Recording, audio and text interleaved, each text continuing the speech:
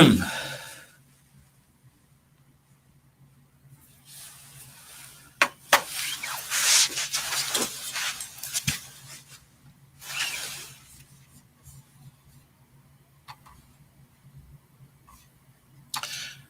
glory to Jesus Christ, and welcome to St. Cyril Methodius Orthodox Church in Madison, Wisconsin. I'm Father Gregory, the pastor. It is Sunday, December 6th, and it is just about 10 minutes till 8. So I'm a little early this morning because I've got some stuff that's got to get done, and I always seem to.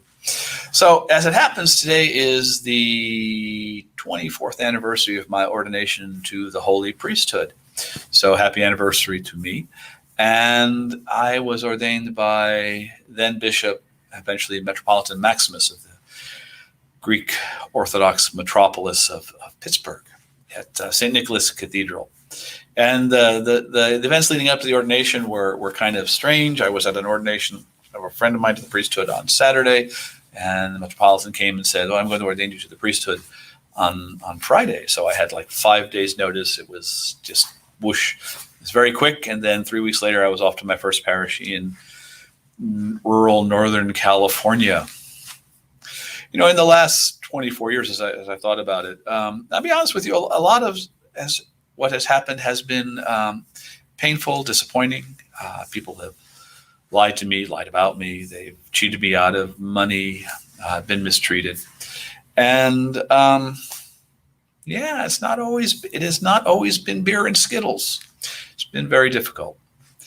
But there's also been times of great joy and satisfaction.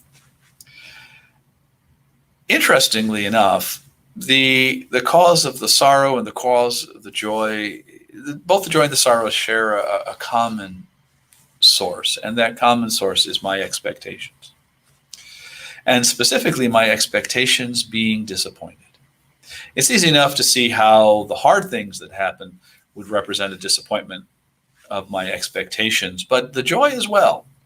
And that's because, I came into the priesthood as, we all come into all major, like most men who are ordained to the priesthood, and really like most of us in other situations, with a whole host of expectations, some reasonable, some unreasonable, but none of which were really what God intended for me as a priest.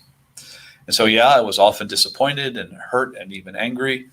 And that's because my expectations about how people would behave were not met. But the joy, the satisfaction, the happiness also reflects those expectations not being met. And so, I begin to reflect on how much of my life, and really how much of all of our lives, are lived according to expectations, plans that we just sort of gin up in our own heads without really any discernment. In a sense, I think probably there is no crueler thing that we can do to ourselves and other people than to live by our expectations. They become, I think, for us, idols, things that we want to happen, and things that we try to make happen regardless of the cost. In our spiritual lives, living without expectations is summarized or sort of encapsulated by the word detachment. I need to be detached not only from events around me, but also from my own expectations. That doesn't mean I don't care about events. I don't care about the future. I don't care about people. But it does mean that I keep a certain distance, a certain humility from my desires.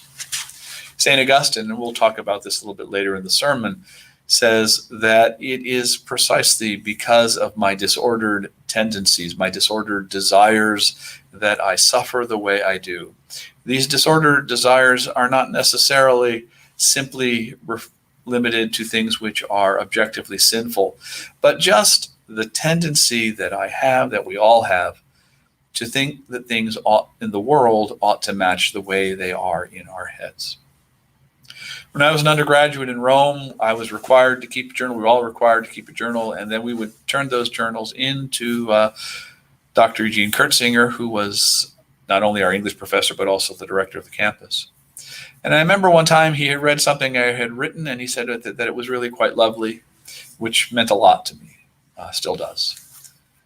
And I said to him, it's funny, it sounded better in my head. Well, Dr. Kurt Singer was a published novelist, and so he knew whereof he spoke, and he just looked at me and said, it always is better in your head. That's the thing. Life in my own imagination is always better, or worse for that matter. And so much of what I suffer, so much of my disappointment, but also so much of my joy comes out of those expectations being frustrated, those expectations not being met. Well, that's really all I have, and it's coming up on 8 o'clock, and I have people coming for confession, so I better go. But for now, maybe reflect on how your expectations are undermining your life, undermining your relationship with other people, but above all, undermining your relationship with Jesus Christ. All right. Well, see you in about an hour and a half. If you're here with us in person, that'd be great. If you're not able to be with us in person, you're watching us online, that's wonderful too. Give us a thumbs up, a heart, make a comment, ask a question, anything just so we know you're there. It is always a little hard to be preaching and teaching into the ether, even though there are people in the congregation. So, all right. Thanks for spending time with me this morning, and I'll see you in about 90 minutes. God bless you all, and bye-bye.